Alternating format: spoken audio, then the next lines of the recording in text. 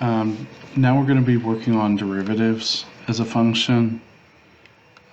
So your problems are to be able to find derivative functions and values, slope and tangent lines, using the alternative formula for derivatives, graphs, one-sided derivatives, like from the left or the right, and then differentiability and continuity on an interval.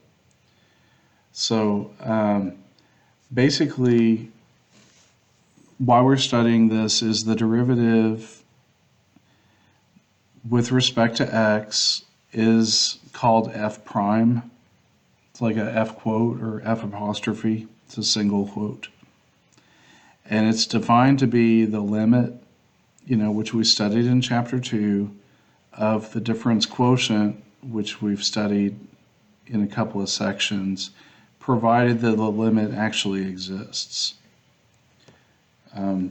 And the domain of f prime is everything in f, but then it could be smaller than that also, based on restrictions. So in other words, if it's undefined for f, then it's undefined for f prime. If f prime exists, then we call it differentiable, which means has a derivative. If f prime exists at every point of that's in the domain, we call it differentiable. So for calculating your derivatives, there is a process with a lot of steps called differentiation. You use the notation d with fx / dx. So we just say derivative of f of x with respect to dx. Now in this section we are just getting the derivative with respect to x, but when we do implicit, it would be with respect to y or x. So on these you're going to have to solve for y first or solve for f of x. And all these things mean the same. It's the symbols. Sometimes we shortcut f prime of x to be called y prime, and then sometimes we'll call it dy dx. You could call it df dx, d dx of f of x, or you could use the capital D like that, or capital D with a subscript x. All those mean derivatives.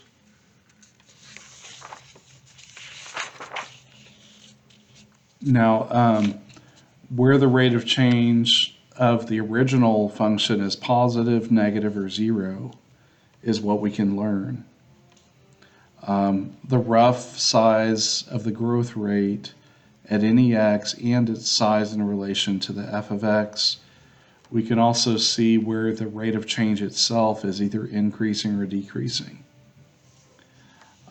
So you might have a function that's differentiable on an open interval, which is either finite or infinite, if it has a derivative at each point.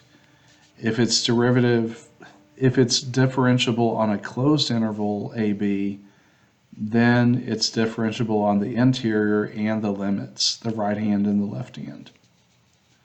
The right or the left may not be defined at a particular point. Again, it would only have a derivative if the left and right exists and if they are equal. So this is one of the most important parts. When does it not have a derivative? So these are important at a corner, at a cusp, at a vertical tangent, or a discontinuity. So let me go to page 110 just to show you these.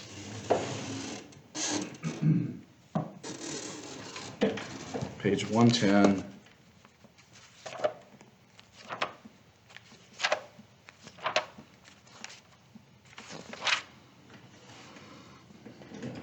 Okay, when does it not have a derivative at a point?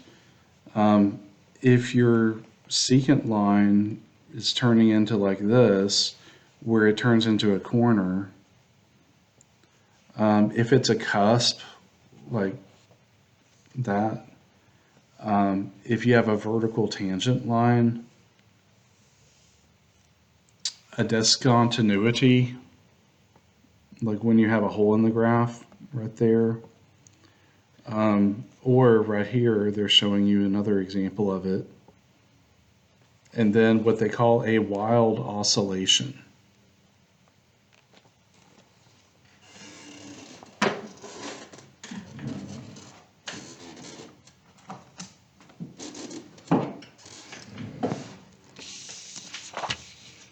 So there's the wild oscillation that goes between -1 and 1. So differentiable functions are continuous at every point where it has a derivative, and differentiability implies continuity. If it has a derivative, then it's continuous at that particular point.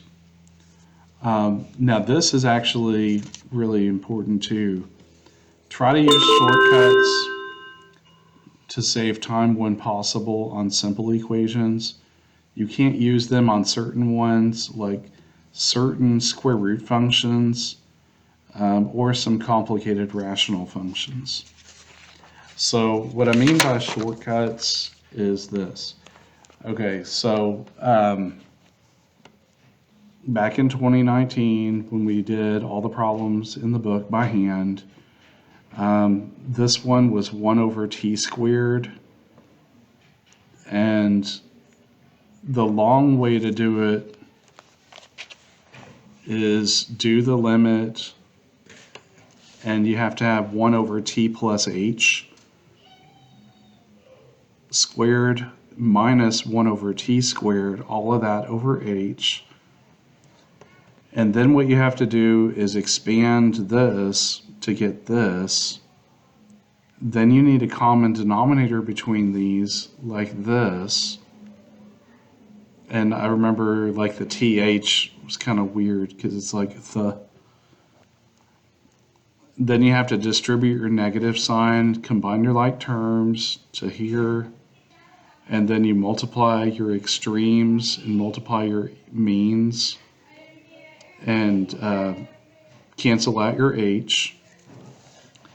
Then you're left with this part, and then you let h approach 0, so your h's go away, and so you end up with -2t over t to the 4th.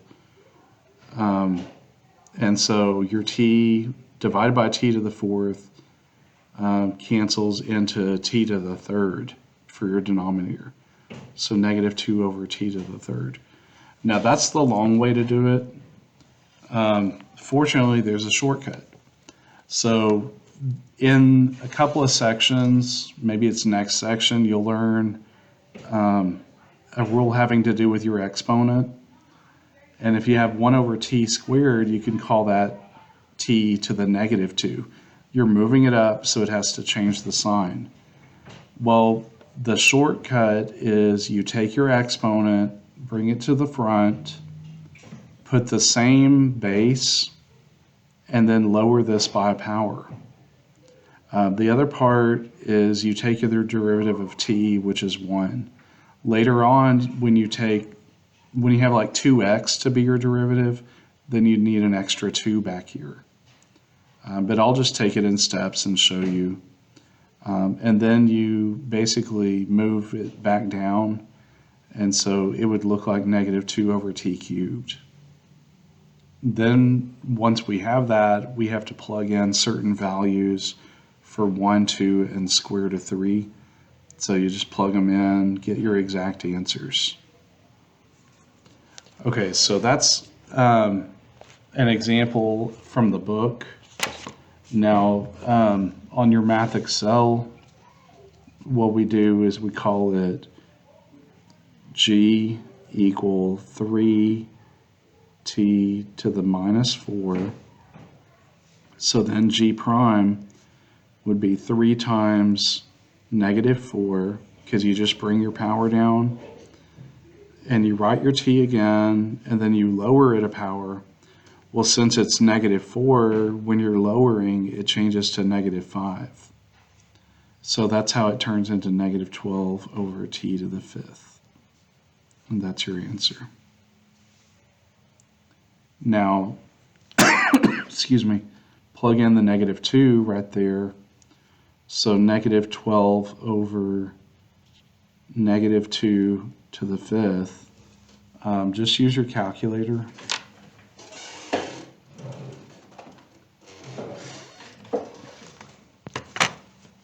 Negative 12 divided by parentheses, negative 2 raised to the fifth, and that gives you 3/8.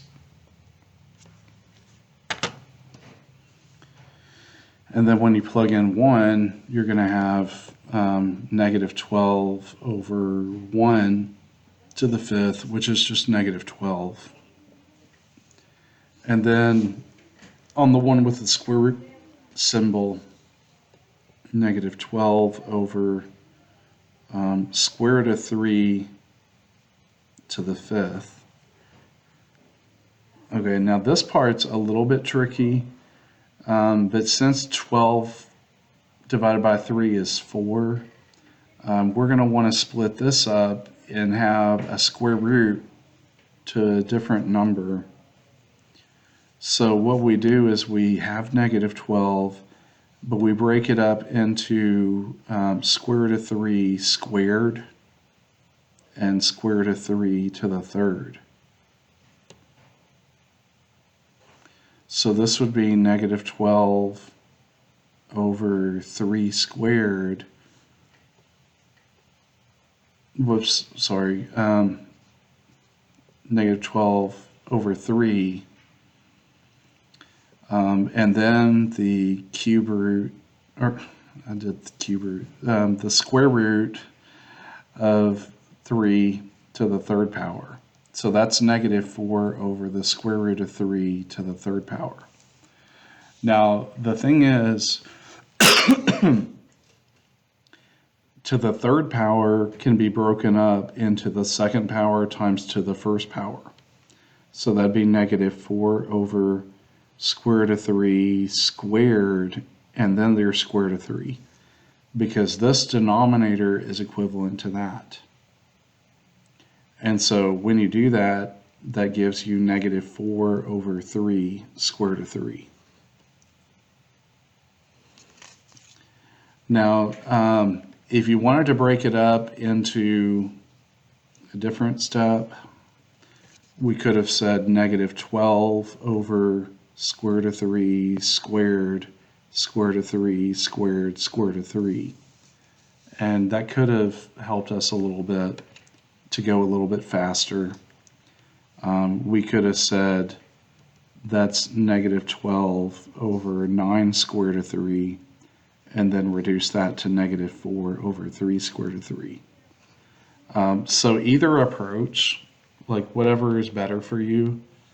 The first go round, I wanted to specifically change 5 to be 2 plus 3 and work it slowly from there, and show you that this 3 could be broken up into 2 and 1, and then you get your answer. But if you'd like to go faster like this and break it up into 2, 2, 1, as long as you understand that, then that's fine. Okay, so that's problem 1. The next problem is you have this p function. I'm not going to put the theta, I'm just going to call it p. Your p function is the square root of 11 theta. Instead of theta, I'm going to put x, just to make it easier. And we can rewrite that exact same function as 11x to the 1/2 power. So the advantage of writing it as raised to a power is we can use our power rule from earlier. We go p prime equal, the half goes in front, it's like a half times 1, which is a half. You put your exact same middle the way it was, and you decrease it by a whole number. Now, most of the time you're not going to want to write this, but it's like a half minus 1. So that's a half minus 2 over 2, which is negative a half. Now, what that does is it pushes it to the denominator. So you're going to have 1 over 2 square root of x. I forgot the 11. There. Let me rewrite it. 1 over 2 square root of 11x. But then you would change your x to be theta. Now, the problem is sometimes they want you to rationalize it, which means don't have a square root on bottom. Oh, I just forgot that one step. When you have 11x here, you've got to take your product over here. So then we have to have the 11 on top.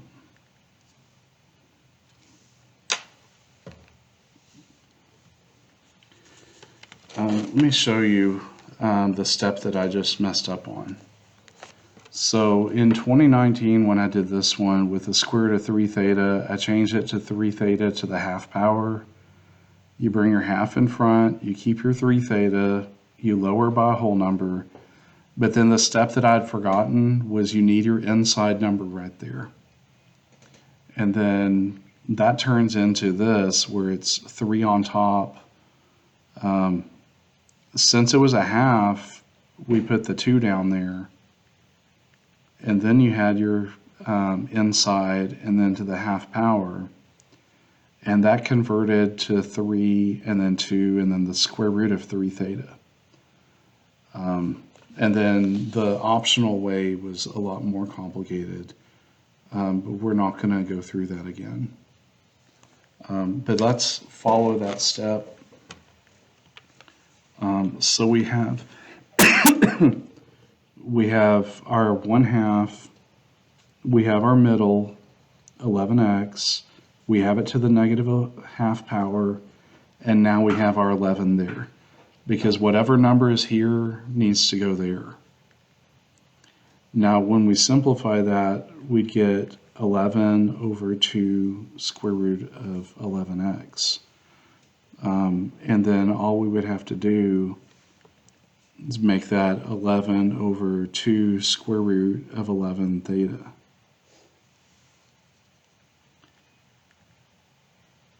Now that doesn't match this exactly, but the reason is because you can break up this, since it's a product, like you're multiplying.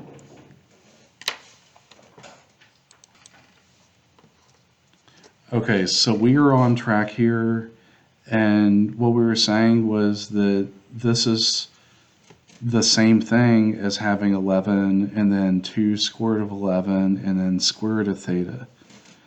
Now there you can think, well, 11 divided by a square root of 11 is square root of 11.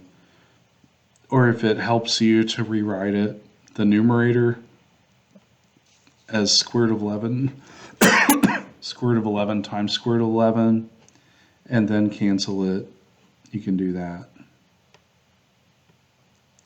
And so this is your square root of 11 over 2 square root of theta.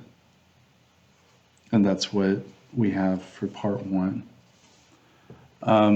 Now that you have that, then these parts are just plug in the numbers. So you have square root of 11 over 2 square root of 1. So that's just the square root of 11 over 2. And then if 11 is down here, then you'd have square root of 11 and then 2 square root of 11. Well, that cancels, and so you have 1 on top, so it's 1/2. And then on this one, they're putting a fraction, so you have square root of 11, 2, and then 2, 11.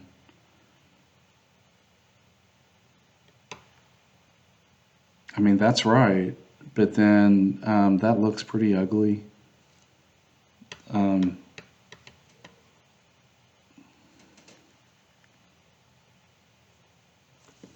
Over here when we did this, we had to do 3 times 2/3. In ours, that's all it is. We just got to simplify. So square root of 11 over 2 square root of 2 over square root of 11. And then make this like square root of 11 over 1 and multiply this part so you get 11, because the square root of 11, oops, this is too low. Here you have square root of 11 over 1, and here you have your 2 square root of 2 from this part and square root of 11 on bottom. Then you want to multiply your extremes, which are your top and bottom, till you get 11. And then 1 times 2 square root of 2, it's 2 square root of 2. And that's exactly what we want. Now, this next one is much shorter. All you do is you have this rewritten as 7t plus 2 to the negative 1 power. And then you just bring the negative 1 in front, and then it's 7t plus 2 to the negative 2 power. Now don't forget, we need to put the 7 here. So then that's negative 7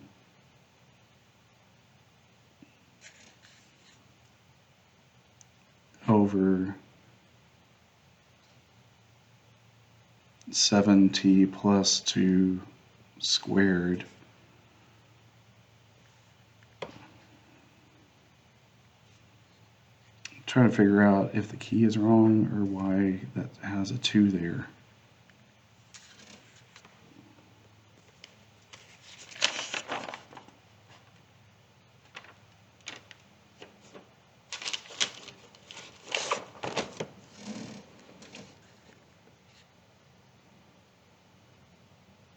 Oh, it's because I thought that was a 1.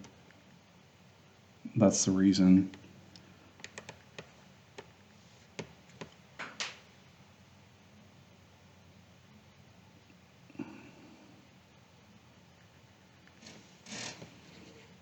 Now, because of that, I'm going to have to do number 3 separately on a separate sheet of paper.